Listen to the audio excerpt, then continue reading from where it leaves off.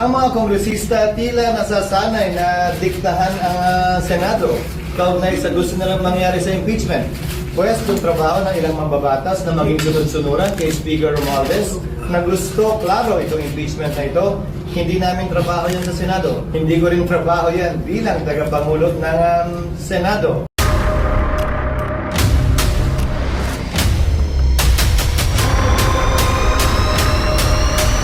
Bago tayo mag-umpisa, baka pwede nyong i-like ang video na to. Malaking bagay ang like sa aming mga content creators. Maraming salamat po.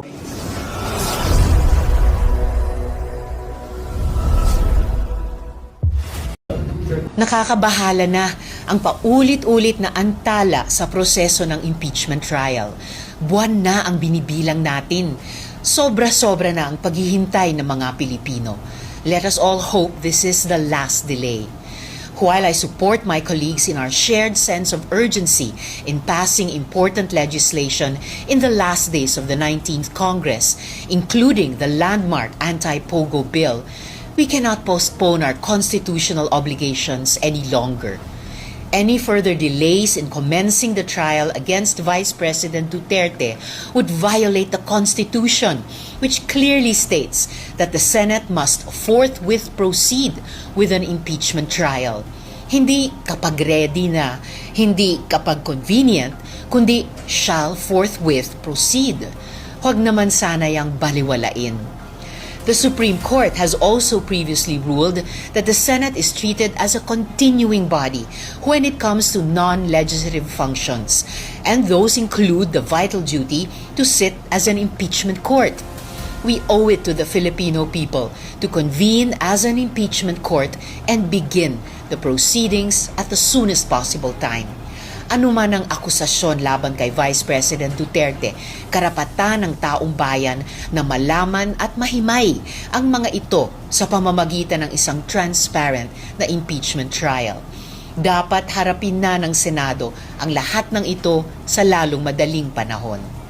Ngayon lang ako nakakita ng bola na dinidribble ng 4 na buwan. Kahit naman sa basketball may shot clock. Convening as an impeachment court and commencing trial is expressly mandated by the Constitution. And yet this process has been delayed and dragged on for 4 long months. In those 4 months, I've been called eager, aggressive, impatient, atat. But the simple truth is this: we are not rushing. In fact, we have been waiting.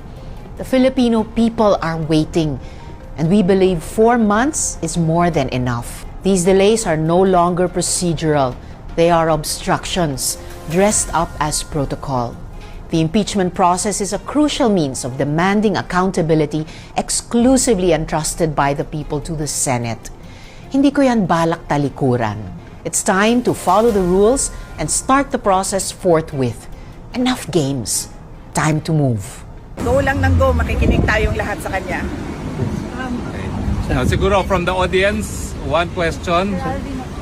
Ma'am, ang question po ma'am, kamusta po si Presidente? Mayroon po ba siyang mensahe para sa Pilipino na nasa labas po? Yes, ang message niya is we are all ruled by destiny, and I am here because of my destiny, whether rightly or wrongly. Yun ang sinabi niya. Thank you, ma'am. And isa pang update is napag-usapan din namin yung oath niya at pag-usapan daw nila ng lawyers niya kung paano gawin yung kanyang oath. Thank you, ma'am. Pero initially ang sinabi niya, I want set me free and I will take an oath. Yan yung Yes! Ma'am, meron pong kanta ang mga Pilipino para sa iyo. 1, 2, 3, go! Happy birthday to you. Happy birthday to you. Happy birthday, happy birthday. Happy birthday to you. Mabuhay ka, Ma'am Inday! Inday Sara para sa Presidente! Ang mga kongresista tila nasasanay na diktahan ang Senado kaugnay sa gusto nilang mangyari sa impeachment. Pwes kung trabaho ng ilang mambabatas na maging sunod-sunuran kay Speaker Romualdez na gusto, klaro, itong impeachment na ito, hindi namin trabaho yan sa Senado. Hindi ko rin trabaho yan bilang tagapangulot ng Senado. Para sa akin, gagampan na namin ang aming tungkulin ayon sa aming paniniwala na tamang proseso na naaayon sa batas. Nung inupuan nila na mahigit 2 buwan itong impeachment complaint, may narinig ba sila sa amin? Nakalagay din sa rules nilang immediately ibibigay ng SecGen yung impeachment complaint sa Speaker. Hindi nila ginawa yun sa loob na mahigit 2 buwan. May narinig ba silang reklamo sa amin? Ginalang namin ang kanilang pasya, proseso at pagdidesisyon. Yan sana inaasahan ko rin sa kanila. Subalit maging ganun pa man, hindi ko pwede silang gawin, piliting gawin o hindi gawin ang partikular na bagay. Gayon din sila. Kung nais nila maging sunod-sunuran sa gusto ng kanilang speaker, pues hindi po namin trabaho yan. Sir, bakit sa tingin ninyo may ganong position sa speaker? What is it? Siguro naman, klaro naman yun nung simula't-simula na wala namang magaganap at mangyayari sa Kamara, lalo na't ganong karaming boto kung hindi yan sinang-ayunan ng speaker ng Kamara. But what would be his motive? Hindi para sa akin na sabihin yan. Siguro para din sa mga magaling sa mga political na analysis kaugnay ng kasalukuyang sitwasyon at darating na panahon. Pero klaro, ang Senado ay hindi sunod-sunuran sa Kamara kaugnay sa anumang bagay. Kabilang na ang impeachment, anuman ang ingaw-ngaw o sabihin nila. Sir, for the record, kanina po kasi meron kumiko sa media na resolution supposedly dismissing the articles of impeachment against the Vice President. Ano po ang status kung meron mang ganong dokumento dito sa Senado? Walang ganong uri ng resolusyon na final o pending sa Senado sa ngayon.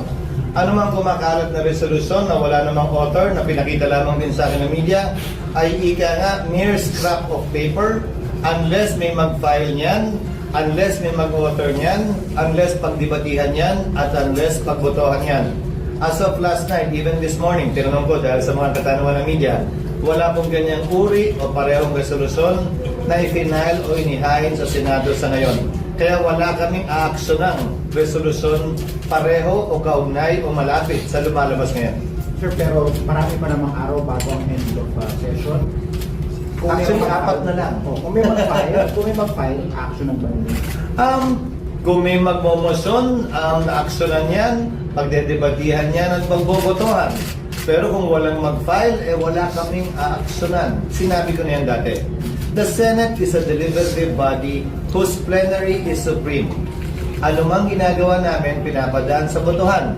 Na walang sinabing pagbotohan to dahil tinatanong naman palagi, any objection? Pag wala, ibig sabihin, lahat sumang-ayon. Pero bawat ginagawa namin, pati na rin pagtawag ng roll, hindi ba? Pagtawag ng reference of business, pagtayo ng isang miyembro, lahat po yun pinagbobotohan sa pamamagitan ng simple katanungan, any objection. So ito, ganun din dadaan sa prosesong yan. Pagbobotohan din ito kung may maghahain nga ng ganyang resolusyon. Nakakabahala na ang paulit-ulit na antala sa proseso ng impeachment trial. Buwan na ang binibilang natin. Sobra-sobra na ang paghihintay ng mga Pilipino. Let us all hope this is the last delay. While I support my colleagues in our shared sense of urgency in passing important legislation in the last days of the 19th Congress, including the landmark anti-POGO bill, we cannot postpone our constitutional obligations any longer. Any further delays in commencing the trial against Vice President Duterte would violate the Constitution, which clearly states that the Senate must forthwith proceed with an impeachment trial. Hindi kapag ready na, hindi kapag convenient, kundi shall forthwith proceed. Huwag naman sana yang baliwalain. The Supreme Court has also previously ruled that the Senate is treated as a continuing body when it comes to non-legislative functions, and those include the vital duty to sit as an impeachment court. We owe it to the Filipino people to convene as an impeachment court and begin the proceedings at the soonest possible time. Ano man ang akusasyon laban kay Vice President Duterte, karapatan ng taong bayan na malaman at mahimay ang mga ito sa pamamagitan ng isang transparent na impeachment trial. Dapat harapin na ng Senado ang lahat ng ito sa lalong madaling panahon. Ngayon lang ako nakakita ng bola na dinidribble ng 4 na buwan. Kahit naman sa basketball may shot clock. Convening as an impeachment court and commencing trial is expressly mandated by the Constitution. And yet this process has been delayed and dragged on for 4 long months. In those 4 months, I've been called eager, aggressive, impatient, atat. But the simple truth is this: we are not rushing. In fact, we have been waiting. The Filipino people are waiting, and we believe 4 months is more than enough. These delays are no longer procedural. They are obstructions, dressed up as protocol. The impeachment process is a crucial means of demanding accountability exclusively entrusted by the people to the Senate. Hindi ko yan balak talikuran. It's time to follow the rules and start the process forthwith. Enough games. Time to move. First question po, kamusta po yung bisita kay Tatay Digong and how is Tatay Digong now? Yes, una-una. Yes, okay lang yung visit. Na-late kami kanina, so 30 minutes late kami. So 1 oras na lang yung nagawa namin sa pagbisita namin. And pagdating namin, nag-aantay na siya. And masaya siya nung nakita niya kami kasi alam niya na nandun kami to celebrate pre-birthday with him and with my mother. Ma'am, dito po. Tapos, as usual, binilhan ko din siya ng Coke Zero, pero hindi niya ininom. Sabi niya, dalhin lang daw niya sa kwarto yung Coke Zero. Pero isa lang ang pinabili niya. Meron daw ba kayong mga news from the Philippines na na-share sa kanya at ano yung mga reaction niya sa mga news na dala-dala niyo? Yes, nag-share ako ulit. Na-share ko na noon sa telephone call, pero shinare ko din ulit sa kanya na nanalo yung dalawang PDP laban na senator candidates, tapos yung isang guest candidate, si Marcoleta, plus 2 guest candidate from Alianza, si Senator Camille Villar and Senator Amy Marcos. And binanggit ko din sa kanya na nandito si Senator Amy Marcos pero hindi siya pinayagan ng ICC na makabisita at makausap si dating Pangulong Rodrigo Duterte. At nabanggit ko din ulit sa kanya na nag-submit si Senator Amy Marcos ng kanyang findings sa committee hearings niya from the Senate to the Ombudsman. Ano po yung reaction ni Presidente? Unang-una, nagpasalamat siya. At pangalawa, sabi niya gusto nga daw niya sana makausap si Senator Amy, kaso hindi nga daw payagan. Pero sabi niya, there will be another time for that. Okay. GMA? VP, bukod po dyan, 88% po ng respondents sa SWS survey ang nagsabing mahalagang harapin ninyo ang impeachment at sagutin ang mga alegasyon para raw malinawan ang publiko at malinis ang inyong pangalan. Ano po ang masasabi niyo sa ganitong pananaw? Oh, I totally agree. Kasama ako dyan sa 88% na yan na nagsasabi. At ako ay parang thankful sa opportunity na malinis yung pangalan ko at masagot yung mga akusasyon sa akin. Thank you po sa sagot. And last question po, napagdesisyonan po ng Senado na ilipat sa June 11 ang simula ng impeachment hearings. Gusto lang po namin marinig, paano ninyo po tinanggap ang balitang ito at ano po ang epekto dito sa inyo, kung meron man? Wala naman siyang epekto sa akin, no? Nag-iisip lang ako kung ano yung epekto ng delay doon sa kaso, pero iiwan na natin yan sa mga lawyers namin, sa defense impeachment lawyers, para pag-isipan kung anong posibleng epekto nun sa kaso kung meron man. SMNI, Anton? Hi ma'am, kamusta po kayo? Napakabait ninyo ngayon. Nakikinig sila, nakikinig. Mabait sila ngayon. Mabait kayo ngayon. Ay, kailangan magbait-baitan. Kailangan magkunwari. Kaya lang may microphone ma'am. Ma'am, tanong po ng SMNI, yung reaction nyo do, ma'am, any reaction po sa gusto ni BBM na makipag-reconcile sa mga Duterte? Sabi niya ayaw niya raw ng gulo. unang-una, hindi na muna siguro ako magsalita about reconciliation dahil hindi naman mahalaga siguro ang mga personal na problema ng mga tao, no? Ang mas mahalaga is yung taong bayan at yung bayan natin. Yes, ma'am. Thank you po. Ma'am, kasama niyo po si Senator Amy Marcos. Nagkita po sila ni Attorney Kaufman. Ano po yung naging role ni Senator Amy sa case po ni PRRD? Ay, wala po. Wala pong role si Senator Amy sa case ni former President Rodrigo Duterte. Nandito lang siya para kausapin si Attorney Kaufman kung ano man yun ang pag-usapan nila. Wala ako doon, so mas mahalaga siguro na makausap ninyo si Senator Amy Marcos. At ano yung isang tanong, sir? Yung role niya? Wala siyang role po. Either sa defense or doon sa ICC prosecution case, wala pong role si Senator Amy Marcos. Ito ma'am, last question na lang kasi ito kasi yung usap-usapan ngayon. Ewan ko lang kung pwede to. Kasi game po si Attorney Rowena Ganson na maging spokesperson mo. Kasunod yan ng pagkatalaga kay Attorney Abante bilang tagapagsalita sa ng House. While sa Malacanang, nandyan naman si Attorney Claire. Any comment po sa posibilidad na maging spokes niyo si Attorney Ganson? Opo. Hindi namin napag-usapan sa Office of the Vice President ang spokesperson. Pero saludo kami sa talino at tapang ni Attorney Rowena Ganson. So kung gusto niya magsalita, go lang ng go. Makikinig tayong lahat sa kanya. Siguro from the audience, one question.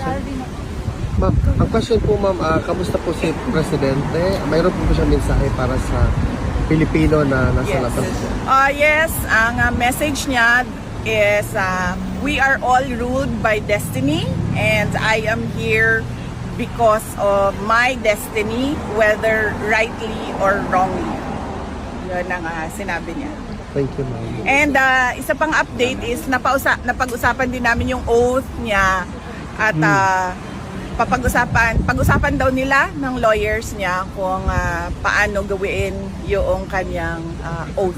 Thank you, ma'am. Pero initially ang sinabi niya, I want set me free and I will take an oath. Yan yung Yes! Ma'am, meron pong kanta ang mga Pilipino para sa iyo. 1, 2, 3, go! Happy birthday to you. Happy birthday to you. Happy birthday, happy birthday. Happy birthday to you. Mabuhay ka, Ma'am Inday! Inday Sara para sa Presidente!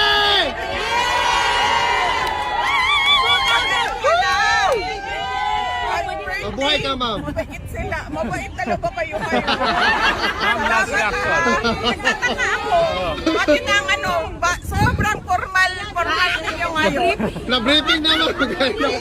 Ma'am, question. Ano tingin niyo sa bagong Duterte Street from Duterte Park and Duterte Forest? What do you think of the Duterte Street? Well, unang-una, mas okay dito dahil merong may shade, no? So, importante sa amin ni Alvin ang aming putis. Dahil unang-una, mataas ang incidence ng skin cancer at pangalawa, mahirap na magdagdagan ang mga melasma natin. So, okay siya.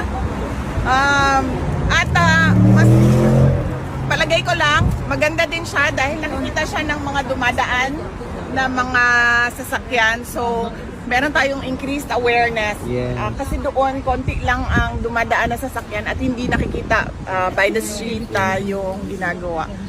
At marami pang pwedeng gawin, posibleng gawin na dito dahil mas malaki yung area. Yes po. ma'am, pwede ba additional ma'am? Kasi naghihintay po ang taong bayan kung kailan daw makakauwi si PRRD. Actually lahat tayo nag-aantay kung kailan makauwi si President Duterte at yun yung tinatrabaho ng kanyang mga lawyers na sana ay mangyari at the soonest possible time dahil kaming mga tiga Davao City ay kailangan namin ng mayor namin. Yes po. Ma'am, welcome back. We love you. Thank you, thank you. I'm happy to be back with all of you. dahil lahat naman tayo dito ay nagpapakita ng suporta kay dating Pangulong Rodrigo Duterte. Kaya masaya ako na makasama kayo ulit. Although hindi natin gusto na pabalik-balik tayo dito sa The Hague, Netherlands dahil malungkot ang dahilan kung bakit tayo nandito lahat. Pero masaya din ako dahil nakikita ko yung bayanihan ng Filipinos at yung pagkakaisa natin sa kagustuhan natin na ibalik si Duterte at ibalik ang tunay na pagbabago. Ma'am, mabuhay ka, ma'am. Mabuhay Thank ka you, talaga. thank you. Ma'am And Elizabeth, mabuhay ka. lahat kayo ay invited bukas sa ating rally, ICC, Send Duterte Home. 9 a.m. to 12 noon sa Land Van Reagan. Land Van Reagan. Land Van Reagan. Oh, sige, kayo na magsabi. Mahirap siya i-pronounce. Doon tayo po.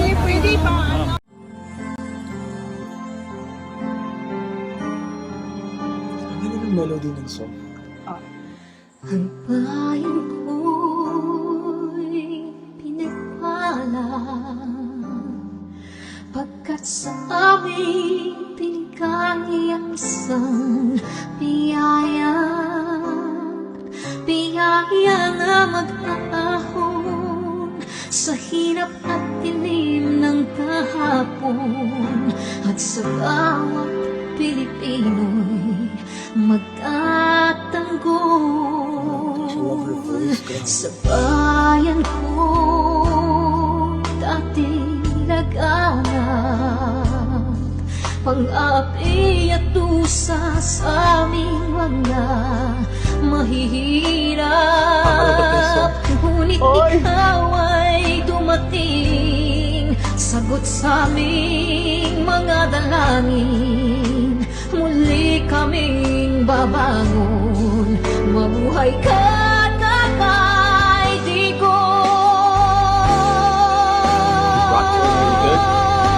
Ama maraming salamat aming mga mata'y minuhulat gawain ng masasamay iyong isiniwalat ikaw lang ang pag-asa naming lahat.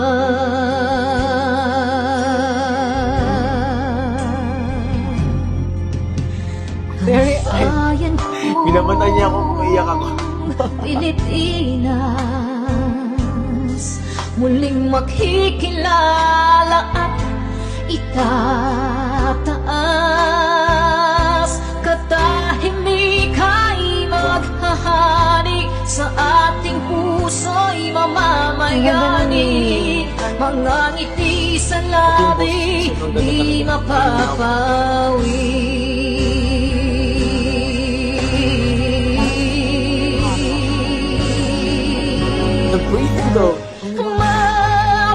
Mabuhay ka, Tatay Digong, maraming salamat. Ang malasakit sa Pilipino ay walang kasing tapat. Ika'y paglalaban ng iyong mga anak. Tunay kang biyaya sa bansang Pilipinas.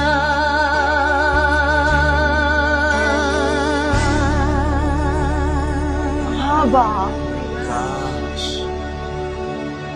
Nay, ito na yung bayad ko sa isa ano. O kunin mo yung isa. Isa muna. Iyan oh. Tapos isa pa, 'di ba? 4 dapat na sardinas eh. Oh. Oh, yan. 3 na. Pang-4 na sardinas. Okay na.